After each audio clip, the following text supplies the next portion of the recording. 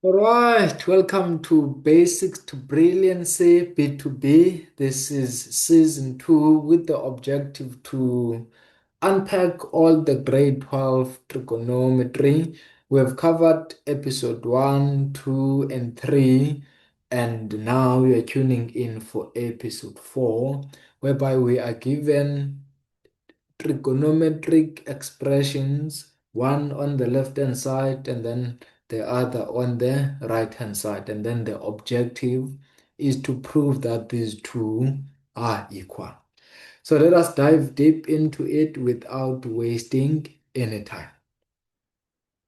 So the first question that we have deals with cos x over sine 2x minus cos 2x over 2 sine x. And we want to show that this is equal to sine x. Preferable, we pick the side, which is the left-hand side, that is more complicated than the other. In this case, it would be cos x over sine 2x minus cos 2x over 2 sine x. 2 sine x. So if you can look at that, there is basically a subtraction between two fractions, and that is algebra. So if you remember how we can subtract a over b, how we can subtract these two fractions, a over b minus c over d, we must find for ourselves what we refer to as the LCD, lowest common denominator. Now, the lowest common denominator is forecasting at the denominators, as the name says. If there is nothing, if there are no similarities between the two denominators, there are no similar expressions among one another, then we just multiply the elements or the contents of those two denominators to get what we refer to as the LCD. And then we will have in our denominator what we refer to as the LCD. And then in the numerator, we must write something within in the place of that triangle minus, and then we must write something in the place of that circle.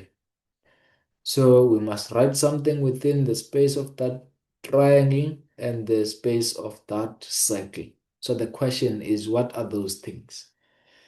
Most learners do get how to get the lowest common denominator, and then they fumble with getting those contents of the triangle and the circle. And now I'm about to illustrate how do we get then the contents of that triangle.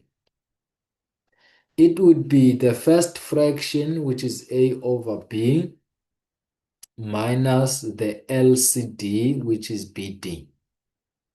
So we basically take the first triangle, no, the first fraction and multiply it with the LCD, and then B cancels with the B, and then we are left with AD.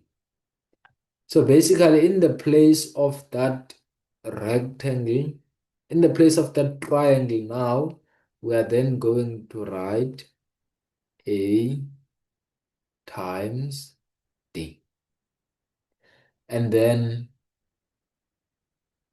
in terms of the circle, we are going to say the second fraction CD times once more by the LCD. The D and the D will cancel one another. Then we have CB. So in the place of that circle, we will then have to write CB. All right. And that is algebra. So we had to go and revise the subtraction of two fractions because that is what is happening now within this expression. We must know what is our LCD. So there are no similarities between the elements or the contents of these two denominators. So we then can just multiply one another, sine 2x times 2 sine x.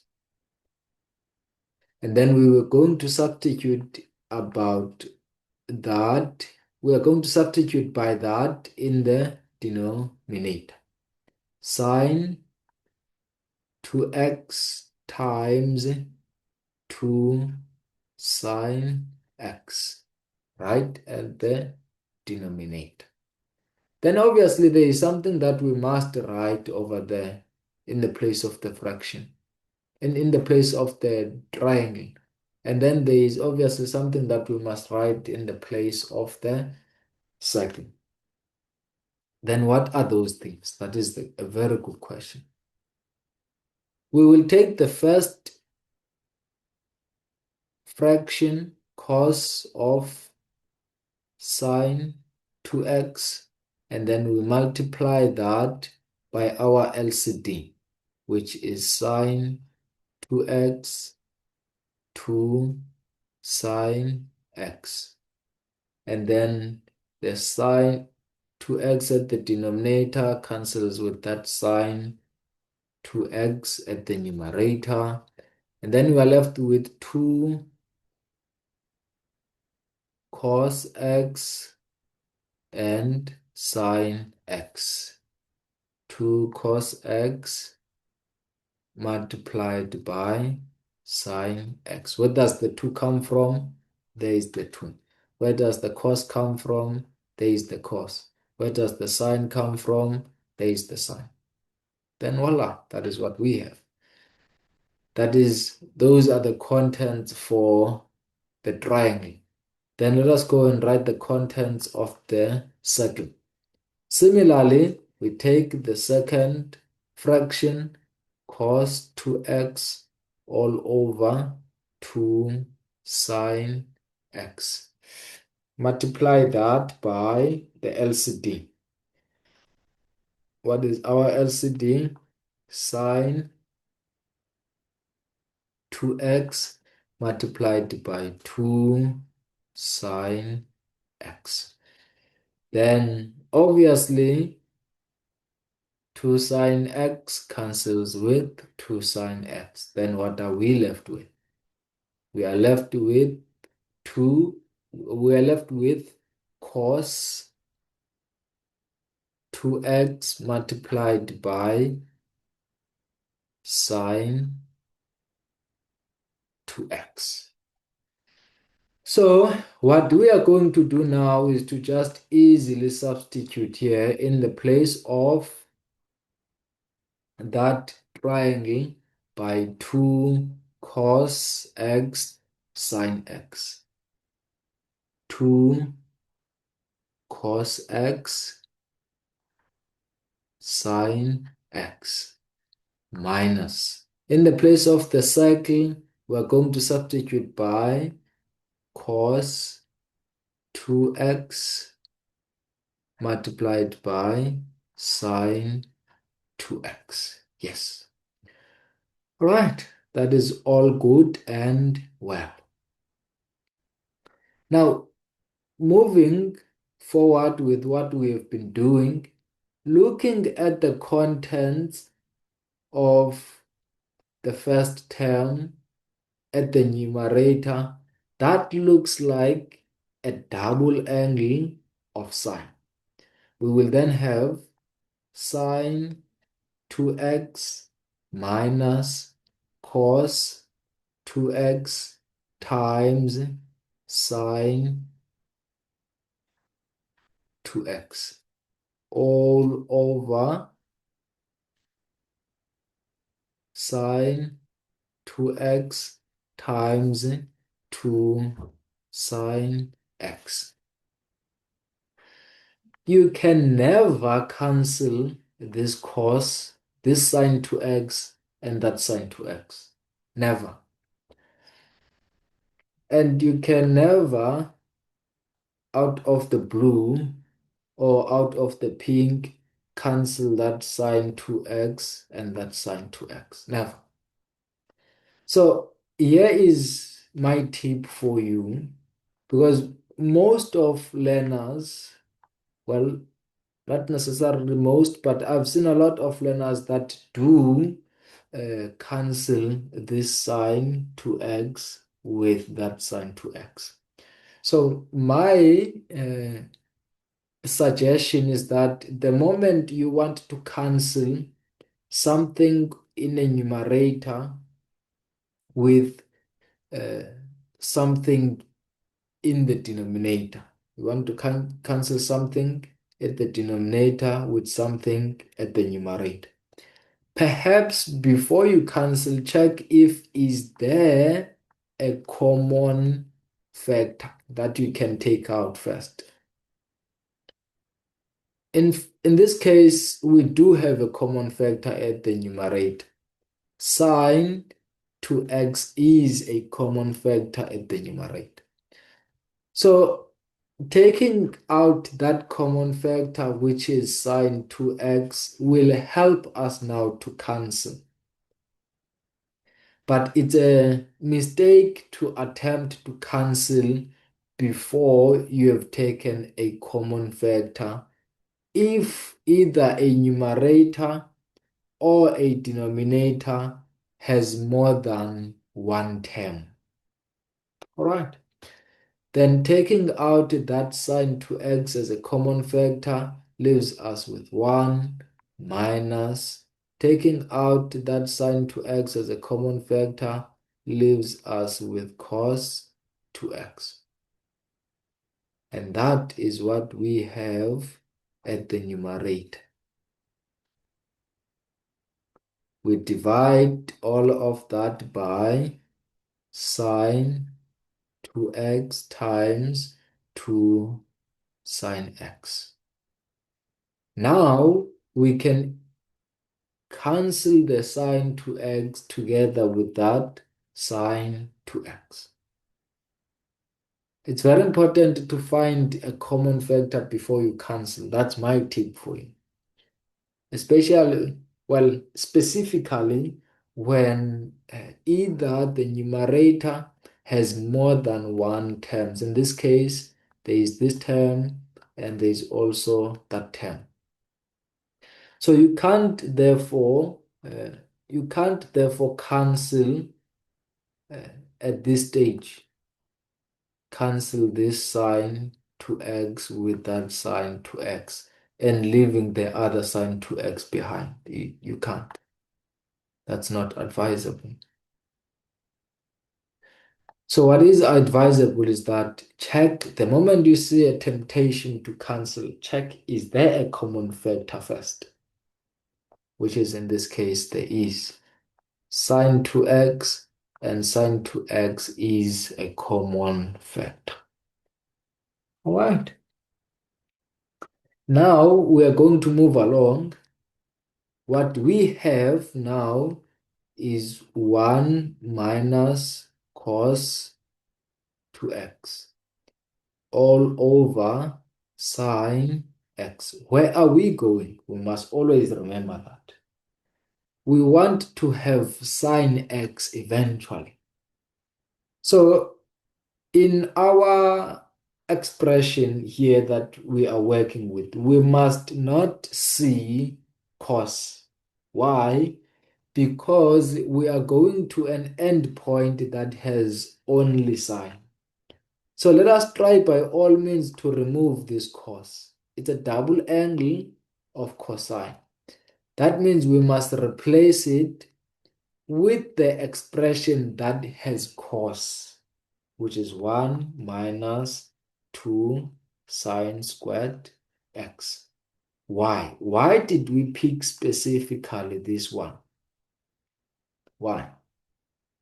It is because where we are going to, we only need sine x.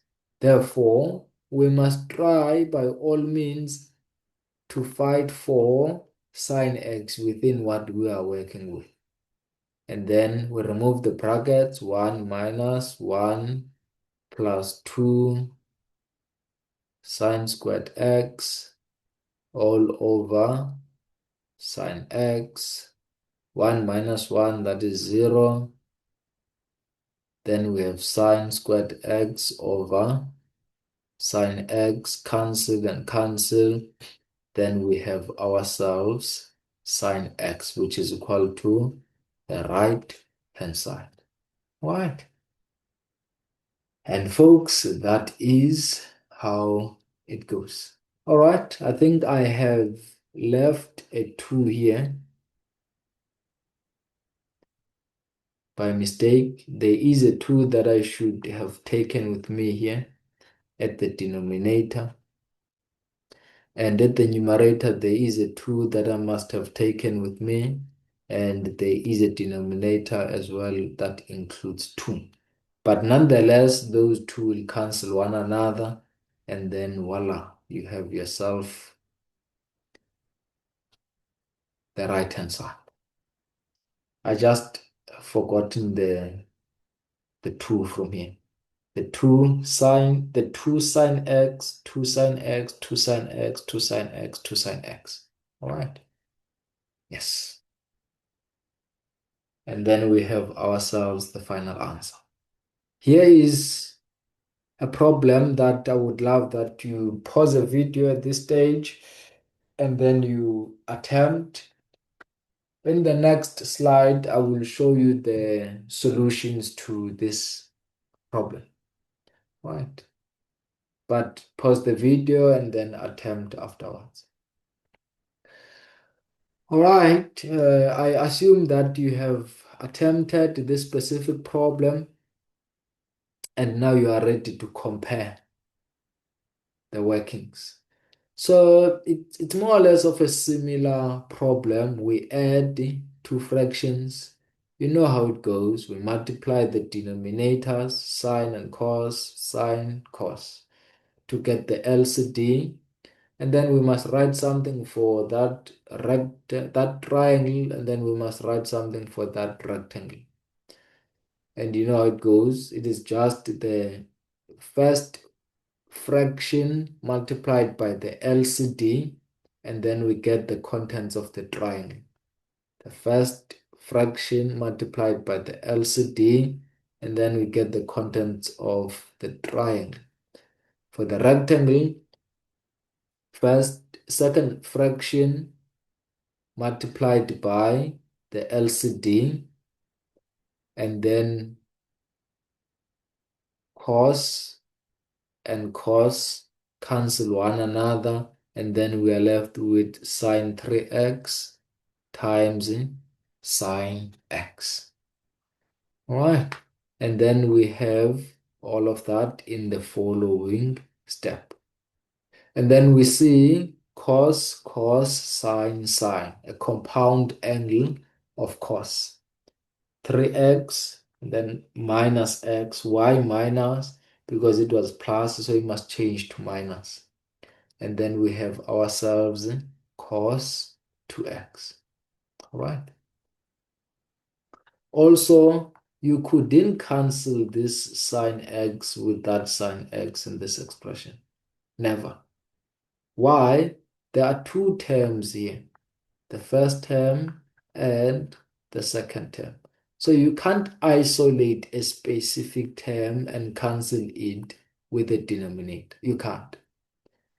You must then search if is there a common factor between these two terms at the numerator. And unfortunately, there is none. So you wouldn't be able to cancel that sine x together with that sine x. All right? Then that's why you end up going into the compound angle of cos. And then you get cos 2x over sine x cos x. But we see that, where we are going to, we need our angle not to be x, but to be 2x. So what does that mean? At the numerator, we already have the 2x that we need. but at the denominator we don't.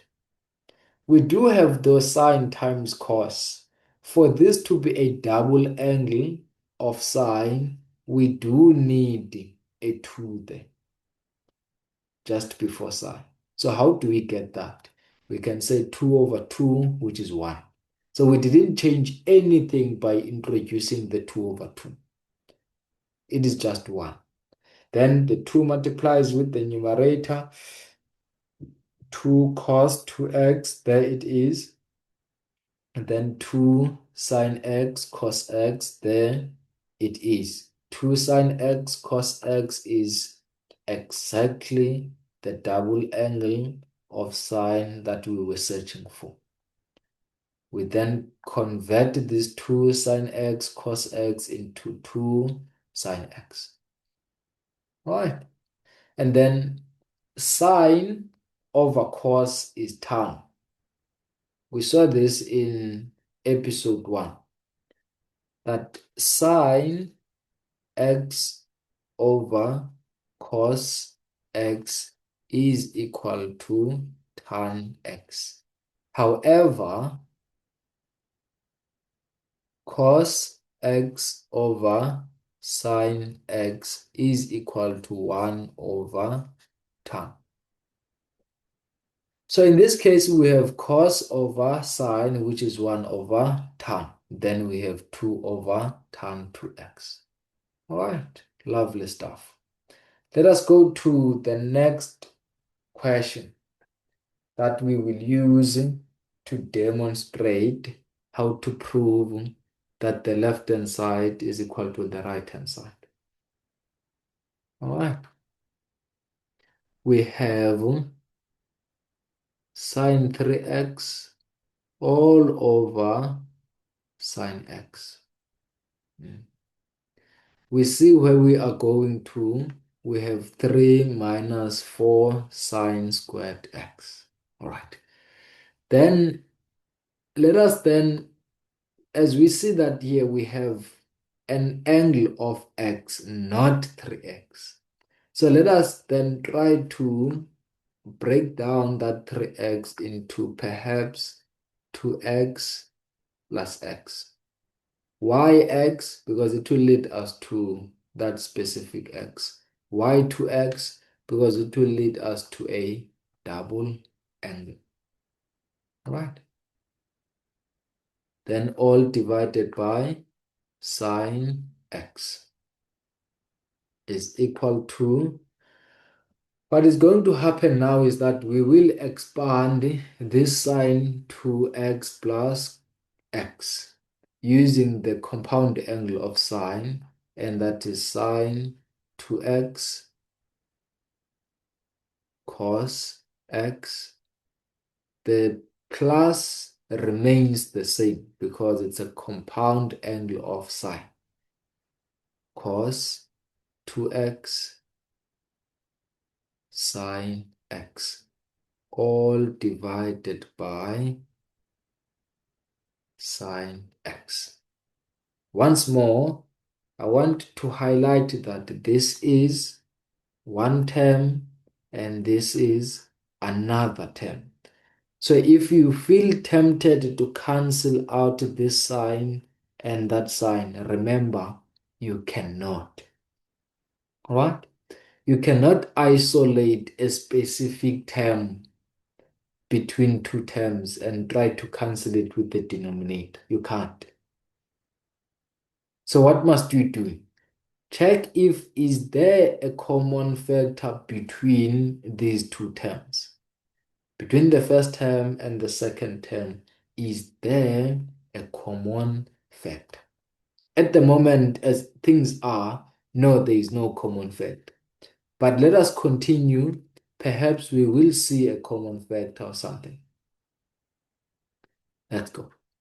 What is sine 2x? Remember, where we are going to, we have only the angle x, not 2x. So we must then strive to not keep the angle 2x and try to remove it. So how do we remove that? That's a double angle of sine. So we will have 2 sine x cos x. So that is how we substitute. That is what we replace that sine 2x with. 2 sine x cos x. Multiply by the cos x that was initially there within that term. All right? Plus, and then we have a double angle, of course, here. And we have several, well, three to be specific, three options of what to replace that cos 2x with. Let me remind you where we are going to. So the steps that we take along the journey must be informed by the destination that we are going to.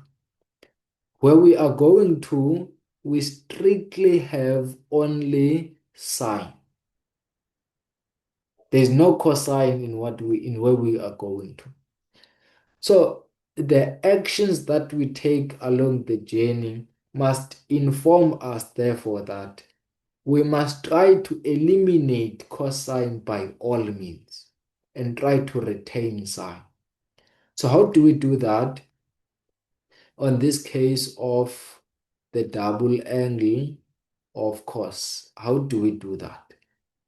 Among, therefore, the three options that we have of the cosine expression, of the double angle of cosine, we must pick the one that only have sine x, which is 1 minus sine squared x. That is the one that we are picking. Why though? That's a very, very good question. We must not just pick and choose as if we didn't think it through. We must not say A, B, C, and D, then, yeah, that one. No, there must be a thinking process. The actions that we take along the journey must be informed by the destination, where we are going to. We want only sine where we are going to. So for the replacement of the cosine double angle or the double angle of cosine, which is cos 2x, we must pick the one that has only sine. All right. Then multiply that by the sine of x. Look here now. Then we divide all of that by sine x. Guess what? Let us check once more. Is there no common factor between these two terms? Yes, there is. There is sine in the first term. There is also sine in the second term.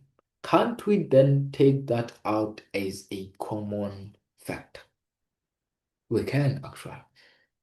So that will be sine of x. Then we will be left with 2 cos times cos. That will be cos squared x plus 1 minus 2 sine squared x, all divided by sine of x. Then now we are happy. We have isolated the sign that we have always wanted to cancel. So what does that mean now?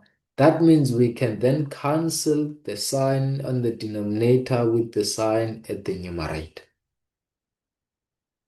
So be really careful. Don't cancel at this stage, canceling that sign and that sign. No, you can't.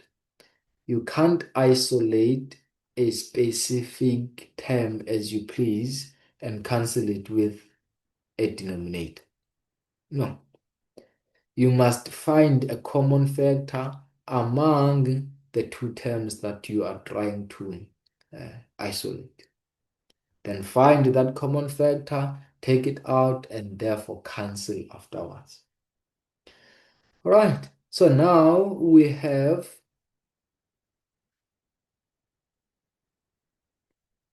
are left with 2 cos squared of x plus 1 minus 2 sine squared of x. Here we have two trigonometric ratios. One is sine and another one is cos. There is a problem. What is the destination? The destination strictly has a sine squared of x. So what should that mean in terms of the journey that we are walking towards that destination? We must do away with anything that has to do with cos. So our steps are informed by the destination. Two, how are we going to replace cos squared x? That will be 1 minus sine squared x. We studied about that extensively in episode 1. So check that out. Plus 1 minus 2 sine squared x. And then we distribute the 2 now and remove the brackets. 2 minus 2 sine squared x plus 1 minus 2 sine squared x. Then we collect the like terms. 2 plus 1, that is 3, minus 2, that is minus 4 sine squared x. And voila, you have your right hand side. Yes, and that is how it goes, folks. That is how it goes. So just to recap, it's very important to always be, to always have your eyes at the destination, at the side that you want to prove. Because the nature of that side will then inform the steps that you are taking as you are trying to reach that right-hand side. For example, along the journey, we encountered things like cos 2x, we encountered things like cos x, we encountered things like cos squared. Whereas the destination itself, the right-hand side, has nothing to do with cos. So we had to navigate around to eliminate anything that has to do with cosine. It's like eliminating your negative friends in your life because your future is too bright. And that is the beauty of mathematics. It teaches you the thinking process, right? Practically in real life, you can't be keeping negative friends around whereas your future is too bright. You can't. And that is the beauty of mathematics. Let's move into the next question. I would love that you attempt this problem. Pause the video now and then spend some time, play around with it before I show you the solution. It's more or less the same as the previous one. So I do believe that you will arrive at the right answer. All right, at this time, I do assume that you have attempted the problem and you are ready to compare the solutions.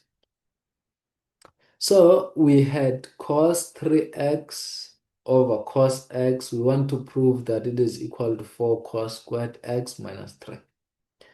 Then similarly, we do a compound angle of cos, and then we expand. The sign is positive, here to be negative. And then once more, you cannot cancel this cos together with that cos. Never. Never. Why? Because there is one term here and there is another term here. You can't pick and choose. You can't isolate a specific term as you please and try to cancel it with the denominator. No. You can't divide those two terms in that way. How can you divide them? find a common factor among these two terms and then factor it out.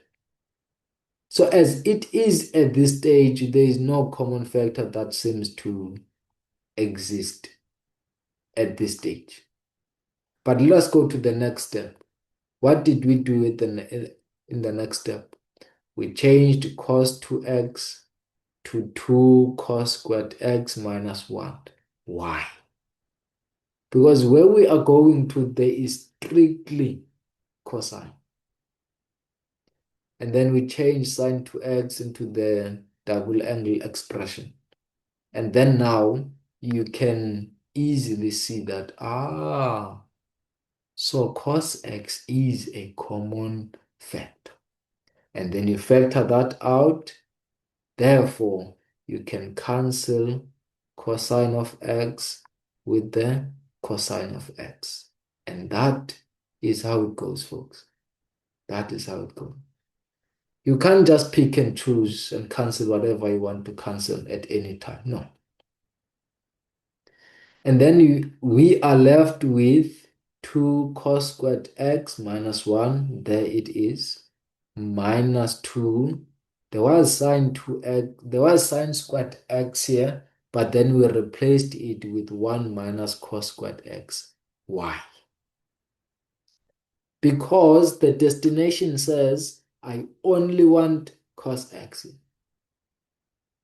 What it takes to get into that 4 cos squared x minus 3 is to get rid of anything that does not have cosine in it. And that is what we did here. We said 1 minus cos squared x. And then 2 cos squared x minus 1 minus 2, remove the brackets, blah, blah, blah. Right. And that is how it goes. Let us move into the next problem now, whereby we are still continuing with proving the left-hand side is equal to the right-hand side.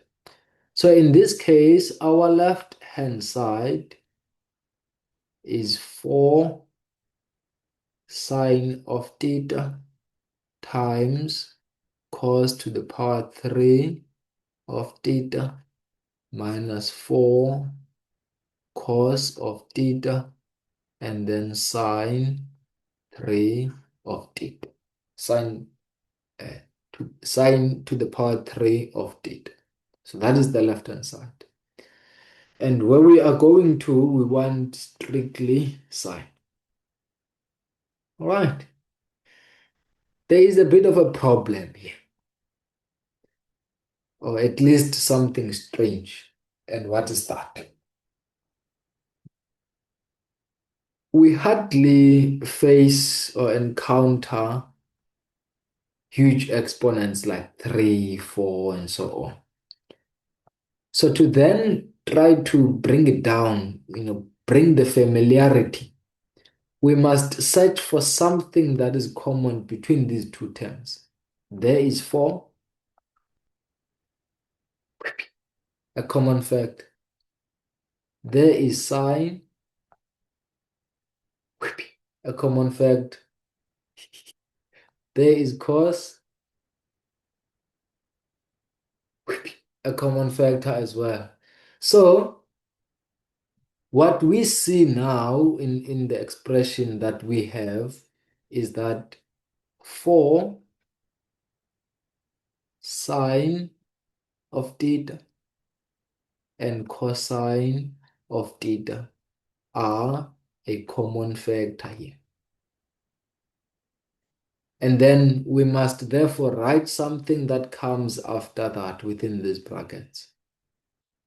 So if in the first term we take 4 sine and cos, we will be left with cos squared theta minus. In the second term, if we take 4 cos and sine, we will be left with sine squared theta. And that is really, really, really good. Why? Because one, we have brought back our exponents into something familiar, square. And that this even gives us a double angle of cosine. So now moving forward, we will say, okay, 4 sine of theta times cosine of theta. And then all of this becomes cos 2 theta. All right. Now we have so many different angles. These two are both theta, but this one is 2 theta, and that is a problem. They must be the same, at least. So how can we get 2 theta on 4 sine cos? We can change 4 into 2 times 2. That is 4. And then when we do so, we will see that, oh, so we have 2 sine theta cos theta. And what is that? That is a double angle of sine. So we have 2 sine 2 theta cos 2 theta. All right, so let me put it this way to you. What is 2 sine A cos A? What is that? Yes, that will be sine 2A. Similarly, assume that this is A. Assume that this is A. So what would this be? 2 sine A cos A. What would it be? 2 sine A cos A. That's a double angle, right? So this would be 2, no. It would be sine 2A. It would be sine 2A. But we don't have A here. What do we have in the place of A? We have 2 theta. Therefore, this is going to be sine 2, no, 2 times 2, that is 4. 4 theta, which is equal to the right hand side. All right, nice. And your time to attempt has come. Take a moment, pause that video, and then attempt that specific problem. And then I will show the solutions just about now. And voila. So within what we have here, we are given sine 2 theta plus cos 2 theta minus 90 degrees. We want to show that is equal to 4 sine theta cos theta. Really good question. So we must keep for now the sine 2 theta as it is. Let's try to unpack this thing. Let's try to clean this up first. I think we have dealt with this before in episode, this is episode what? Well, in the episode where we were simplifying, I don't remember what episode that was now. But in the episode where we were simplifying, we dealt with this thing quite often. Also in episode 1, where we were still introducing the basics, the principles and concepts, we dealt with this quite often. But let me remind you, forget about that so far, but how would you deal with cos x, perhaps, yes, cos x minus 90 degrees.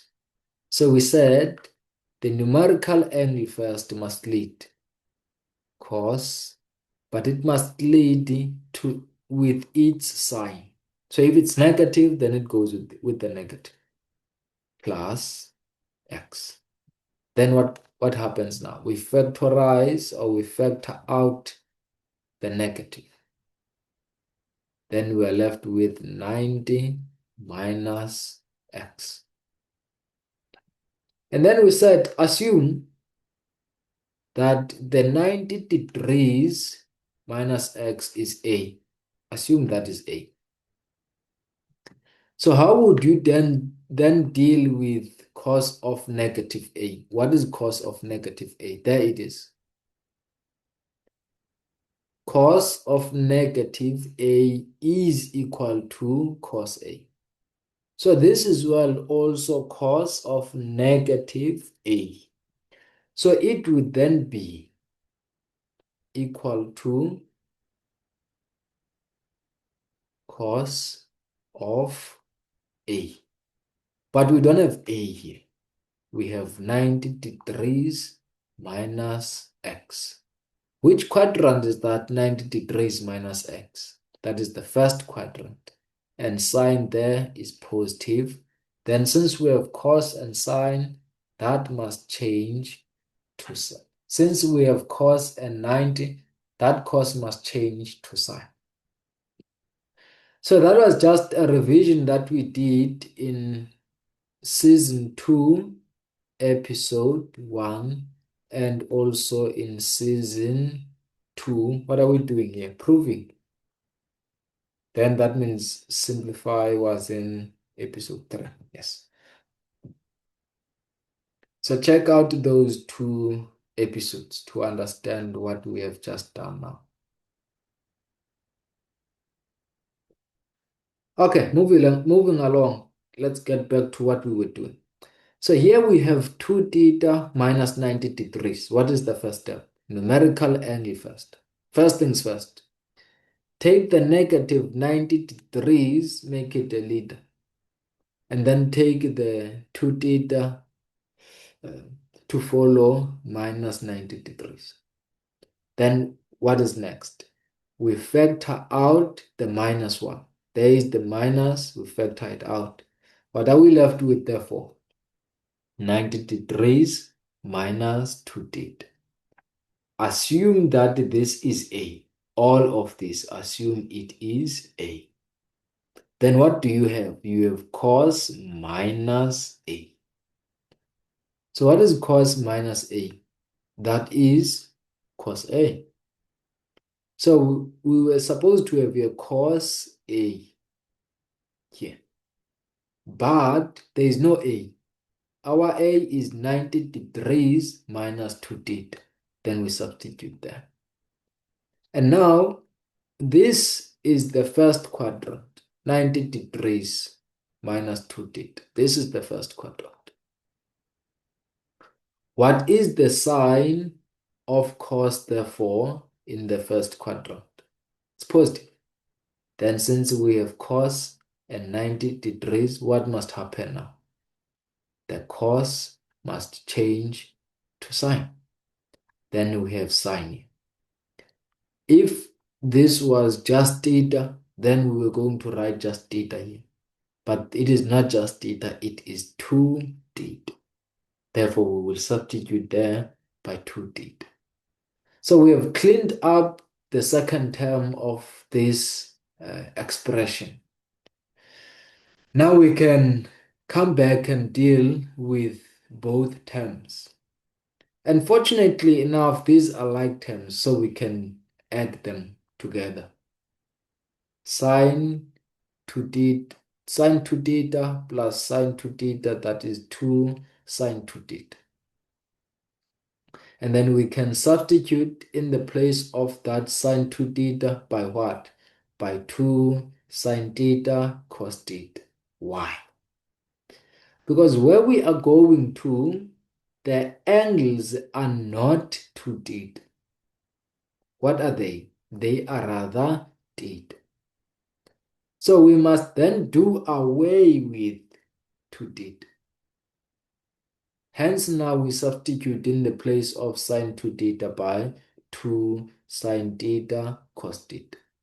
Then we multiply 2 times 2, that is 4. Then voila, you have yourself the right-hand side of that expression.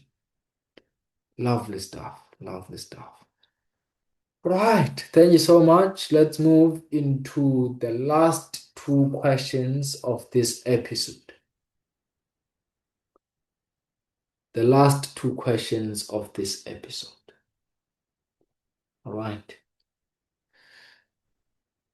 The left-hand side that we are given here is cos squared x minus cos x minus sine squared x. All of this is divided by 2 sine x cos x plus sine x. All right, again, I want to emphasize, you can never cancel this sign together with that sign. Never. You can never cancel this cos together with that cos. Never. It's even worse now. There are three terms. 1, 2, 3. In the denominator, there are two terms. 1, 2. So we can't pick and choose as we please. No, we can't. So what we spoke about previously in the previous questions, specifically in this episode, we said, the moment you feel the temptation to cancel, but you realize that you cannot cancel because there are so many terms, then the key is to establish common factors among these expressions, right? For example, at the denominator, it's very easy to see that there is sine, common factor. So perhaps we need to take that out as a common factor. At the moment, as it is at the numerator, there is no common factor. Nothing. But we can tell that there is cos squared x, there is cos x, and there is sine squared x. We cannot change cos x any further, which means let us try to change, therefore, the sign that we have into cos, because we can't change cos x. It's our reality. We can't change that. Therefore, we won't do away with it. We will try to change what we can, which is sine squared x into becoming something like cos x. Right? Thinking process. So we will keep the cos squared x minus cos x minus, we changed the sine squared into 1 minus cos squared x. And then we divide all of that. We take a common factor as we spoke initially. Then what are we left with? 2 cos x plus 1. All right. Then let us clean up the numerator. We have there cos squared x minus cos x minus 1 plus cos squared x. We're cleaning up the numerator. We'll just keep the denominator as it is. Nothing biggie. Just keeping the denominator as it is. All right, seems like the unlike terms, which is cos squared and cos squared at the numerator. So we have 2 cos squared x minus cos x minus 1, all divided by sine x 2 cos x plus 1. All right. Cos x plus 1. What we are going to do now is to look at the numerator. It seems like we have a quadratic equation there, a quadratic expression. Let us just go to algebra, just briefly. How would you mm, how would you factorize 2y squared minus y minus 1? That's a really good question. The way we would factorize that is this. We would say this is equal to open brackets and open brackets. We say, okay, there is 2y squared, so the factors would be 2y and y. There is minus 1, so the factors would be 1. There is 1, so the factors would be 1 and 1. And then this negative here implies that the signs here are different. And after having multiplied this 2y with that 1, this 2y with that 1, we will get a 2y. And this 1 with that y, we will get a 1y. So the one product that is bigger than the other will be produced by 2y and 1. So since that product will be bigger than the other, it must therefore, this one must therefore take the sign of the middle term. Why? Because this one is contributing towards the bigger 2y, the bigger one.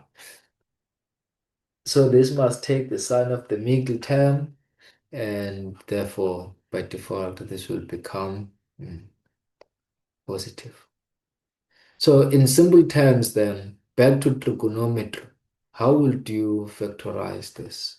2 cos squared x minus cos x minus 1. How would you factorize that? Very simple. You then say 2 cos x plus 1 cos x minus 1 from algebra. One and the same thing. It's one and the same thing. Another hint that you might have explored here is that, well, even though it doesn't always work that way in a manner of being straightforward, but one of the things that you will notice is that this thing inside brackets, which is 2 cos x plus 1, must be one of the factors. 2 cos squared, 2 cos x plus 1.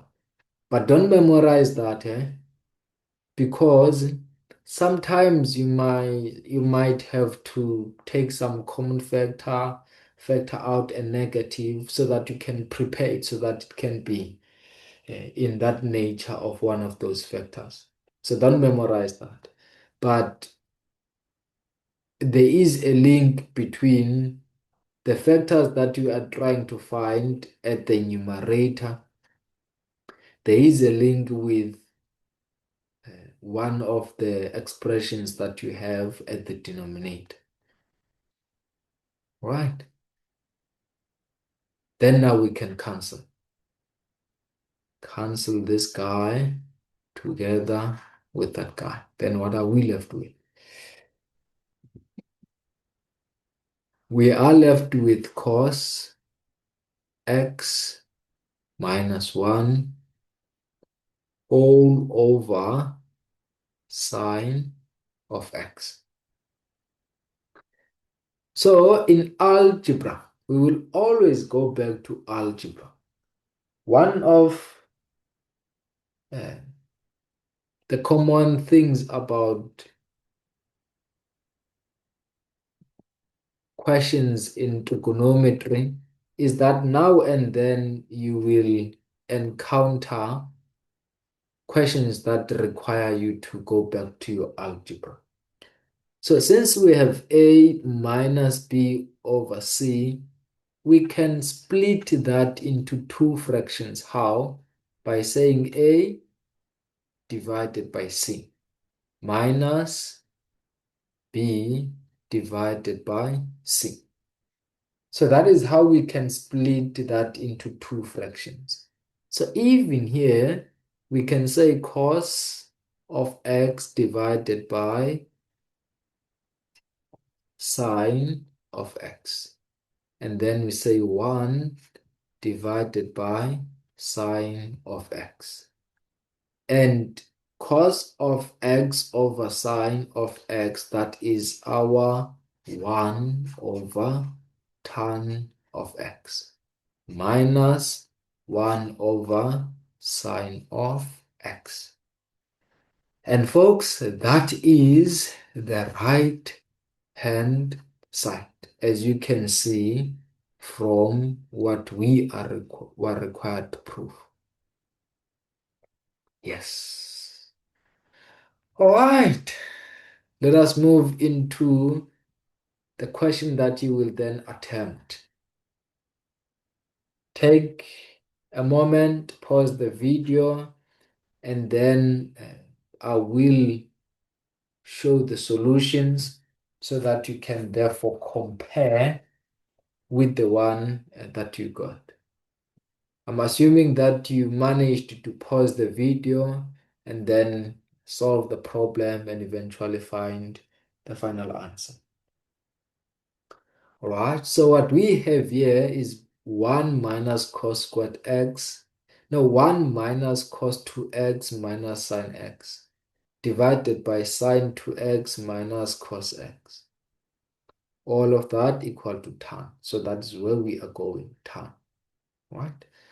So 1 minus cos 2x minus sine x all over sine 2x minus cos x. What's happening? Where we are going to is tan. Let us begin there. Because that is the destination and that will inform our steps throughout the journey. It is tan. But what is tan? Tan of x is sine of x over cos of x. So what does that mean now? It simply means that at the numerator, in all of the steps that we are doing here, we must strive for sine. We must make sure that at the numerator we retain sine x. For example, here we have cos 2x. That has nothing to do with the destination that we are going to. We don't want cos at the numerator. So we must therefore remove this cos 2x. Okay, obviously we will remove it, but we have three options. Which one do we pick? We must pick the one that has sine, only sine. But why? Because we are going to tan x, which is sine over x. So we only and only want sine at the numerator. So that's why we're going to therefore substitute with that one. Right? And then we remove the brackets, and then the one cancel one another, and then we're left with 2 sine squared x minus sine x. Then we take out the common factor of sine x, and then we're left with 2 sine x minus 1. That's what's up. That is how we have dealt with the numerator. The denominator, very simple, straightforward. Sine 2x, you don't have any other choice. It's 2 sine x cos x. And therefore you can see the common factors, which is cos 2x. I just want to emphasize this. You can never, on any single day, cancel this cos with that cos. Never. On any single day. You can never cancel that sine, that sine x with that sine x. Never. There are so many terms involved, so you can't just isolate. You can't pick and choose. That is not how mathematics works, unfortunately. Right. It's lovely. It's a lovely question. Then we, at the denominator, find the common factor, which is cos x, and then we take that out as a common factor. At the numerator as well, we'll be left with 2 sine squared x minus sine x, and then take out the common factor. Then, now we'll be like, so we can cancel this and that as a common factor. Then what are we left with? Sine over cosine. And that is what we were working towards, because sine over cosine is tan, which is equal to the right-hand side that we were trying to prove, tan x. And that, folks, is how it goes. Really enjoyed this episode. I do hope and pray that you also enjoyed it as well. Thank you so much. And it's a wrap, Buffet 2. Thank you for tuning in. We hope this tutorial brought you one step closer to becoming a star. If you want more, let us match you with one of our patient and passionate facilitators who will walk you through the principles and concepts at your own pace. You can also sign up for our termly virtual revision initiative, designed to sharpen your problem-solving skills and boost your confidence for school examinations. All our contact details are in the description below. And hey, they say good people shall share, so as a good person, kindly share this with your community. Lastly, kindly like, subscribe, and comment below to let us know what you'd like us to cover next. Keep improving. Keep becoming a star. The journey continues with Basics to Brilliancy, mastering the basics and mastering the art of problem solving.